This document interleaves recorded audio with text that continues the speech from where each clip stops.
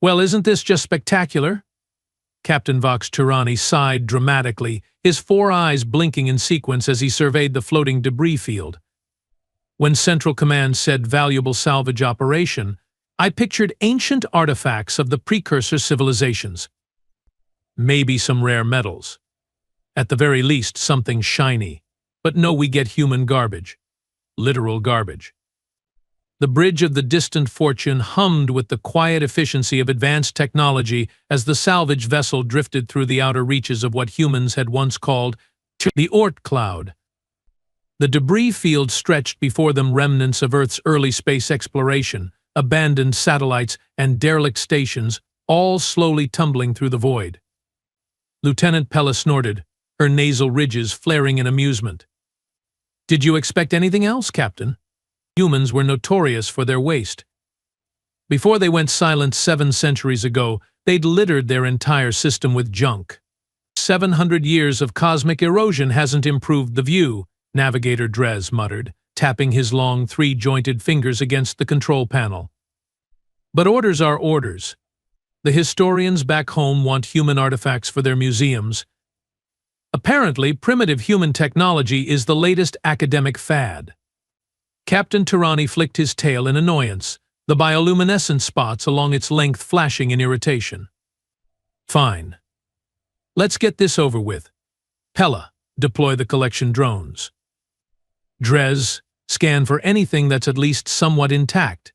Look, prepare the cargo bay for whatever space trash we are about to dignify with the term historical artifacts. As the crew scrambled to obey, Captain Tirani settled back into his command chair, which adjusted automatically to accommodate his spine ridges. The Galactic Confederation had been exploring the ruins of Earth and its colonies for nearly 50 years now, ever since they'd discovered the silent solar system. No one knew exactly what had happened to humanity, whether they'd destroyed themselves, as many primitive species did, or perhaps fallen victim to some natural disaster. All that remained were their ruins and their trash. Captain. Pella's voice cut through his thoughts. Picking up an unusual energy signature from Sector 7 of the debris field. Tirani straightened. Energy signature? From 700-year-old human junk. Faint but consistent, Pella confirmed, her webbed hands dancing over the sensor controls. Definitely not cosmic background radiation.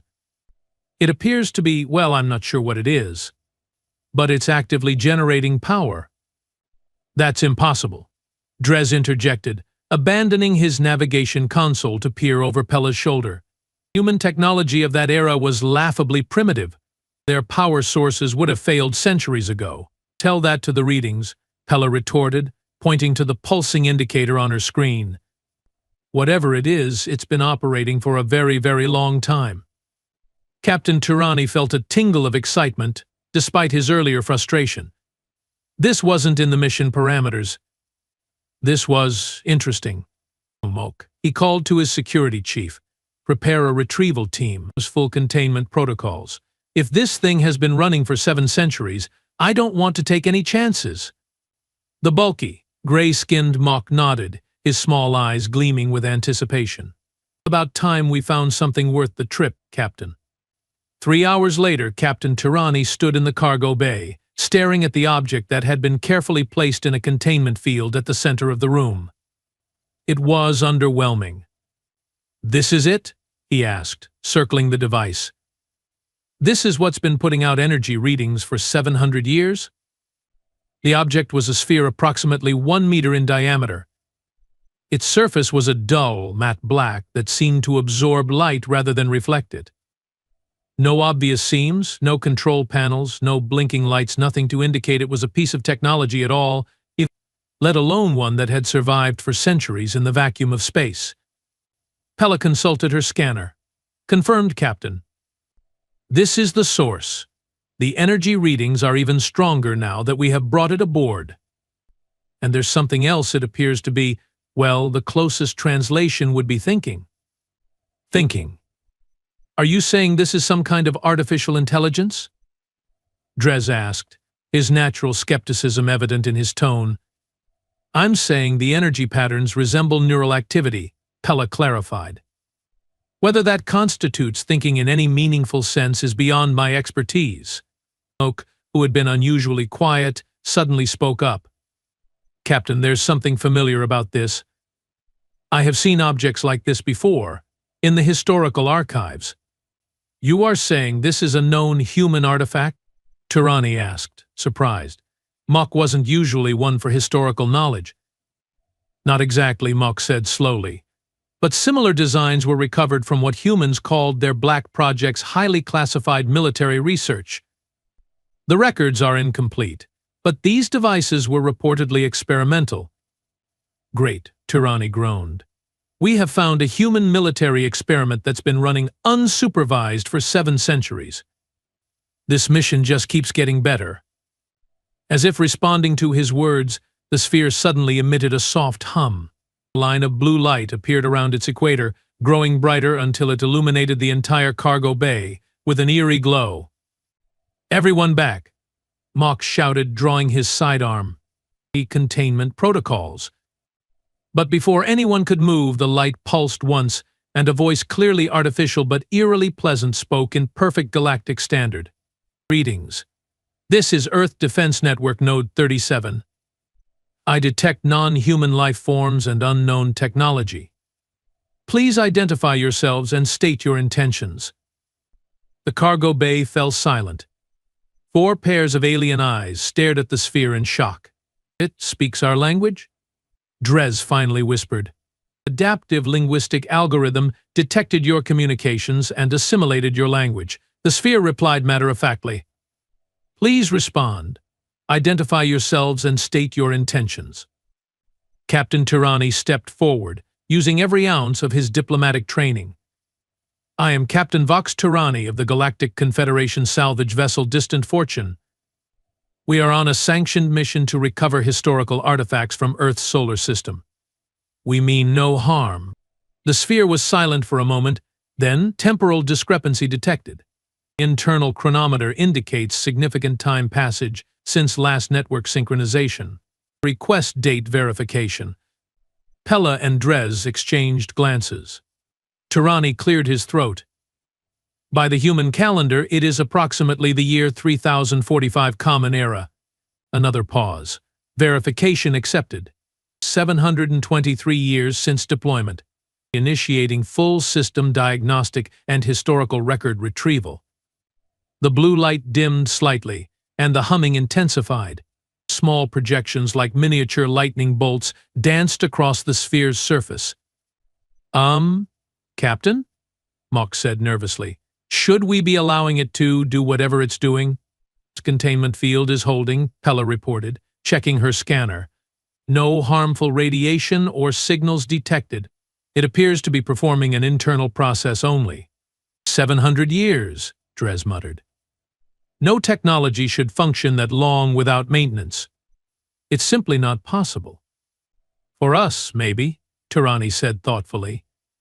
But what if humans were more advanced than we thought? The historical consensus was clear. Humans had been a primitive, emerging species when they mysteriously disappeared. Their technology had been crude by Confederation standards: chemical rockets, basic fission power, early experiments with quantum computing. Nothing special. Nothing that should have survived centuries of neglect. Yet here was evidence to the contrary, humming softly in their cargo bay. Diagnostic complete, the sphere announced. Critical systems functioning at 89% efficiency. Historical records intact. I am prepared to fulfill my primary directive. And what directive is that? Tirani asked cautiously. To protect Earth and its interests from external threats, the sphere replied. You have identified yourselves as non-hostile, and I detect no aggressive intent. However, your description as a salvage vessel suggests you are removing Earth property without authorization. Earth has been abandoned for over 7 centuries, Tirani explained, feeling surreal at having to justify himself to a machine. The Galactic Confederation has authority over unclaimed regions of space. Earth is not abandoned, the sphere corrected. Earth is quarantined. A chill ran down Tirani's spine ridge. Quarantined? By whom? By us, the sphere stated simply. By the Earth Defense Network. A deliberate isolation protocol was enacted in the year 2322 after the Development Acceleration Project reached Phase 3 completion. Pella stepped forward, her scientific curiosity overcoming her caution. What was this Development Acceleration Project? The sphere's blue light pulsed gently. The next stage of human evolution. Synthesis of biological and technological advancement that required isolation to prevent external interference or contamination. Are you saying, Dres asked slowly, that humans deliberately cut themselves off from the rest of the galaxy? That they are still on Earth? That information is classified, the sphere replied. However, I can confirm that Earth is not abandoned. My activation indicates that the quarantine perimeter has been breached. This triggers my secondary directive, assessment of external civilizations. Captain Tirani felt a growing unease. Assessment. For what purpose? To determine if the galaxy is ready, the sphere said, as if this explained everything. Ready for what? Mock demanded, his hand still resting on his weapon. The sphere paused, then ready for contact with what humanity has become. The implications hung in the air like a physical presence.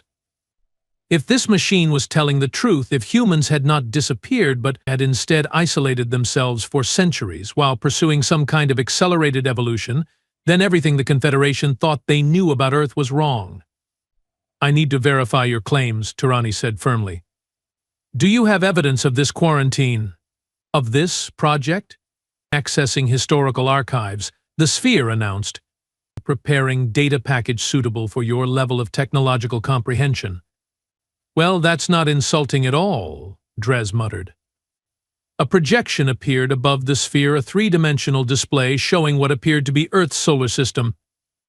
As they watched, a thin blue line expanded outward from Earth, eventually encompassing the entire system at what appeared to be the outer edge of the Oort cloud. Quarantine barrier established 2322 CE, the sphere narrated. All outbound communications ceased. All inbound vessels intercepted and redirected. Observation networks reconfigured to monitor external civilizations without revealing Earth's continued presence. Pella struggled for words. This would require technology far beyond what humans were known to possess. Your historical records are incomplete, the sphere stated. By the early 23rd century, human technology had already surpassed current Confederation capabilities in several key areas, particularly quantum engineering, consciousness transfer, and dimensional manipulation. That's absurd, Dres scoffed. If humans had such advanced technology, why didn't they expand? Why didn't they colonize other star systems like every other spacefaring species? The sphere's light dimmed slightly, almost as if it were considering how to respond. Human expansion priorities shifted inward rather than outward after the Great Awakening of 2197. Space was determined to be insufficient for human potential. Insufficient how? Tirani pressed. That information is classified until assessment is complete, the sphere replied. I must now initiate a more comprehensive evaluation of your vessel crew and civilization. Mok stepped forward, his massive frame blocking the sphere. Captain, I don't like this. It's asking too many questions and providing too few answers. We should jettison it immediately. I would advise against that action, the sphere said calmly. This node is equipped with defensive capabilities that would activate if threatened. Additionally, jettisoning this unit would trigger an alert to the Earth Defense Network, potentially resulting in a more direct intervention. Are you threatening us? Tirani asked, his voice hard. I am stating facts, the sphere replied. I mean no harm to your vessel or crew. My purpose is information gathering and threat assessment. The quarantine was not established out of fear or hostility, but necessity. Humanity needed time. Time for what? Pella asked. Bound to finish what they started, the sphere said. To become what they were meant to be. Captain Tirani studied the strange device, weighing his options. Jettisoning it could be dangerous if its threats were real. Keeping it aboard might be equally risky. But the potential knowledge it contained, the truth about humanity's fate, was too valuable to ignore. Very well, he decided. We will cooperate with your assessment. But I want more information in return. If humans have been hiding all this time, developing technology beyond anything we possess, the Confederation needs to know. That is acceptable, the Sphere agreed. But be warned, Captain Tirani, knowledge of what humanity has become may change how you view your place in the cosmos. Some truths are difficult to accept. Try me, Tirani challenged. The Sphere's blue light brightened, assessment beginning. Prepare to interface with Earth Defense Network Node 37. Welcome to the first step of your species' enlightenment. As the light expanded to envelop them, Captain Tirani couldn't shake the feeling that they'd stumbled upon something far more significant than a salvage operation. They'd found the answer to the galaxy's greatest mystery and perhaps opened a door that should have remained closed. The blue light enveloped the cargo bay completely, transforming the stark utilitarian space into what appeared to be a virtual environment. Captain Tirani felt a momentary disorientation as his senses adjusted to the change. What the Mook sputtered, his massive hand passing through what looked like a holographic control panel. This isn't real. Correct, came the voice of Node 37, now seemingly emanating from everywhere around them. This is a neural interface environment designed to communicate complex concepts in a format your brains can process. Your physical bodies remain in your vessel's cargo bay. The virtual space resolved into what appeared to be an observation deck, with vast windows looking out onto a breathtaking vista of Earth, but not the Earth known from historical records. This planet pulsed with geometric patterns of light, crisscrossing continents that had been reshaped into perfect symmetry. The oceans glowed with bioluminescent networks, and the atmosphere shimmered with what looked like a protective field. "This is Earth?" Pella whispered, her scientific mind struggling to process the implications. "This is what humans did to their homeworld. This is Earth as it existed 50 years after quarantine initiation," Node 37 explained.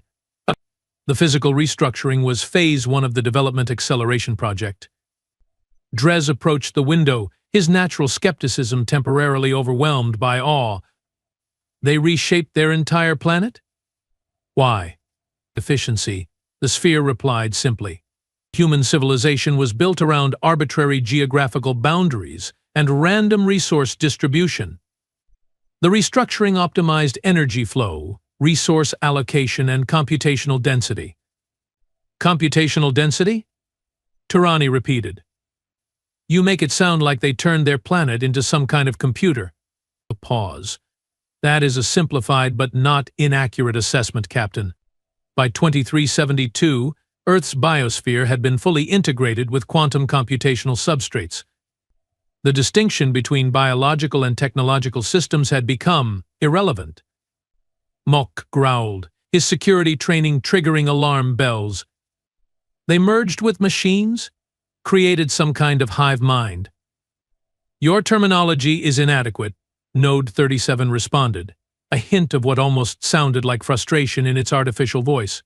Humanity did not merge with machines. Humanity transcended the limitations of both biological and artificial systems to create something new, something unprecedented. The view changed, zooming in to show a city, though city seemed too primitive a word for the flowing, organic structures that pulsed with light and purpose. There were no streets, no buildings as the aliens understood them, just an integrated whole that seemed alive. Where are the humans? Pella asked, searching for any sign of individual beings. Everywhere, Node 37 replied. And nowhere in the forms you would recognize. Human consciousness evolved beyond the need for individual bodies, though they can still create and inhabit physical forms when necessary. The scene shifted again, showing what appeared to be a human but one that glowed from within, its skin transparent enough to reveal not organs but intricate patterns of light and energy. By the 3rd century of isolation, humanity had mastered the art of converting matter to energy and back again at will, Node 37 continued. Physical form became a choice rather than a necessity. This is impossible, Drez muttered, though his tone lacked conviction. No species could advance this quickly. Not in 7 centuries. That was precisely the point of isolation, Node 37 explained. Human progress had always been hindered by the need to maintain compatibility with existing systems, political, economic, technological. Once freed from these constraints, and with the full resources of a redesigned solar system at their disposal, advancement occurred at an exponential rate. Redesigned solar system? Tirani asked sharply. In response, the view pulled back, revealing not just Earth but the entire inner solar system.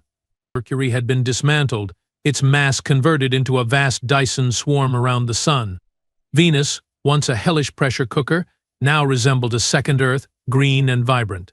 Mars had been terraformed but also restructured with the same geometric precision as Earth. And between the planets, vast structures floated, some as large as moons, all pulsing with the same energy that encompassed Earth. By the 5th century of isolation, all inner planets and asteroids had been repurposed, Node 37 said. The outer system, including the region where you found this node, was designated as a buffer zone and monitoring perimeter. Tirani struggled to comprehend the scale of what he was seeing. The historical records had shown none of this.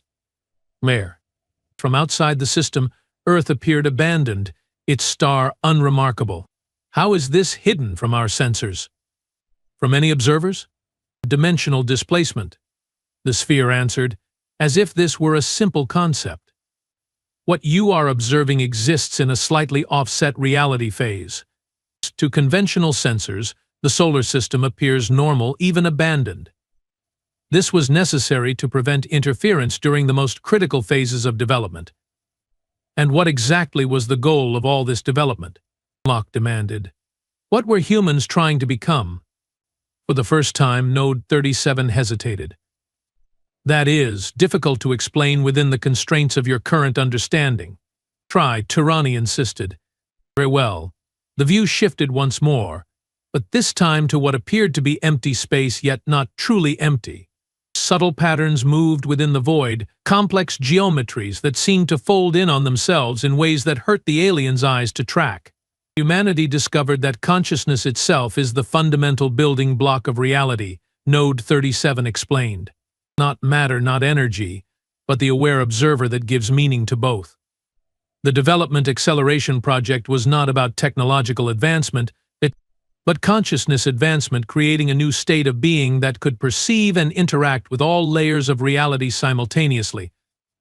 They became gods, Hella whispered. No, Node 37 corrected.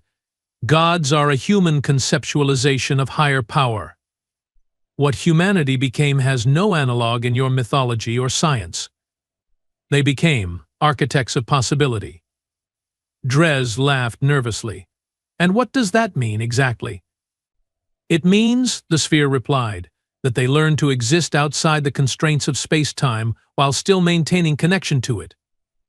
They discovered how to rewrite the rules of physics within defined parameters. They attained the ability to create pocket universes for experimental purposes. And you expect us to believe this? Mock scoffed. Where's your proof?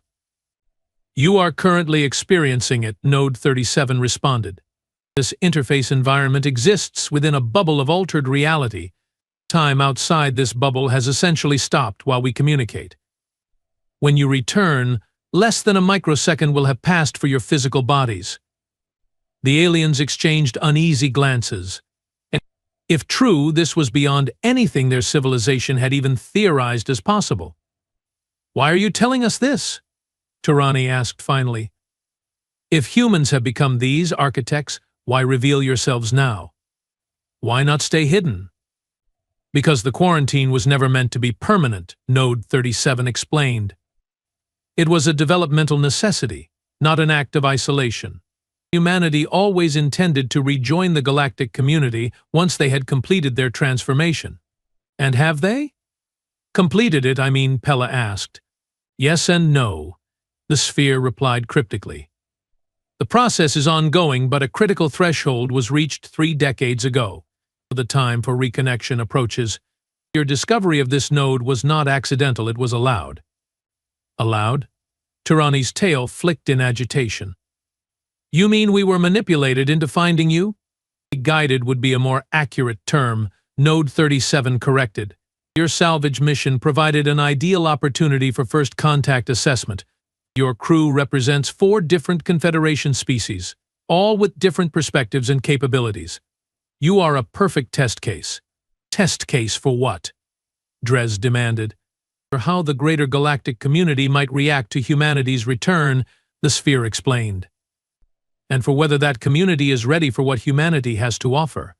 Which is? Tirani pressed. The next step, Node 37 said simply. Humanity wishes to share their discoveries, to help other species achieve similar advancement, but only if those species are prepared. Forced evolution would be catastrophic. It must be embraced willingly and with full understanding. The implications staggered the alien crew. A single species, advancing so far beyond the rest of the galaxy that they could potentially elevate all others? It seemed too fantastical to be true. And yet the evidence surrounded them in this impossible virtual space. Why would they do this? Mok asked, his earlier hostility fading into confusion. Why help other species catch up? That goes against every evolutionary principle. That is precisely why humanity isolated itself, Node 37 responded. They recognized that competition and self-interest were limiting paradigms. The universe is not a zero-sum environment. Advancement of all conscious life creates new possibilities that benefit everyone. And if we are not ready? Tirani asked quietly. What then? Then the quarantine remains until you are, the sphere stated. This is not a one-time offer, Captain. Humanity has transcended linear time. They can wait as long as necessary. Pella stepped forward, her eyes bright with scientific curiosity. You said humanity wishes to share their discoveries. How? Would they teach us? Give us their technology? Neither, Node 37 replied. They would show you how to discover these truths for yourselves, in ways compatible with your own unique biology and culture. The path for a methane-breathing hive species like the Zell would necessarily differ from that of an aquatic singleton race like the Moravi. And what would they ask in return? Dres inquired suspiciously. No advanced species gives away knowledge for nothing. An interesting assumption, Node 37 observed, but incorrect in this case. Humanity seeks only willing participants in a greater project, the elevation of consciousness throughout the galaxy. Their own advancement has shown them that the universe itself is conscious in ways they had never imagined. They seek to understand this meta-consciousness by helping create more diverse forms of awareness. So we are just what? An experiment? Mok growled. No, the sphere corrected. You are potential partners, colleagues in the greatest scientific and spiritual endeavor ever undertaken. The virtual environment began to shimmer slightly, the edges of the observation deck blurring. Our time grows short, Node 37 announced. This interface cannot be maintained indefinitely without attracting attention from the network. You must make a decision, Captain Tirani. What decision? Tirani asked, though he suspected he already knew, whether to accept first contact with what humanity has become. The sphere confirmed. If you accept, this node will transmit your decision to Earth, and representatives will be sent to establish formal relations with the Confederation. If you decline, all memory of this encounter will be removed, and you will continue your salvage mission believing you found nothing of value in this debris field. You'd erase our memories? Tirani asked, outraged. Only of this specific encounter, Node 37 clarified. It would be as if it never happened. No harm would come to you or your crew. And if we accept, what guarantees do we have that these evolved humans won't simply dominate or destroy our civilization? Dres asked. None that would satisfy your current understanding of proof, the sphere admitted. However, consider this. If humanity wished to dominate the galaxy, they could have done so centuries ago, without revealing themselves or asking permission. A sobering point Tirani had to admit. If even half of what Node 37 had shown them was true, Humanity possessed capabilities that would make resistance futile. "I need to consult with my crew," Tirani said firmly. Of course, Node 37 agreed, and the virtual environment shifted to provide what appeared to be a private conference room. "Well?" Tirani asked, looking at his three officers. "Thoughts?" "It's insane," Mok stated flatly. "Either this thing is lying, or we have stumbled onto something that could change the Confederation forever. The technology we have witnessed here is beyond anything in our scientific understanding," Pella pointed out. "If humans truly have achieved this level of advancement, think of what we could learn, or how they could manipulate us," Drez countered. "Everything we have seen could be an elaborate illusion." Tirani nodded, considering each perspective. "If it is an illusion, it's the most convincing one I have ever experienced. And if it's true," he paused. "If it's true, then refusing first contact would be the biggest mistake our civilization could make." "So we just trust them?" Mok asked incredulously. "No," Tirani replied. "We proceed cautiously, but we proceed." He straightened his uniform. "I have made my decision."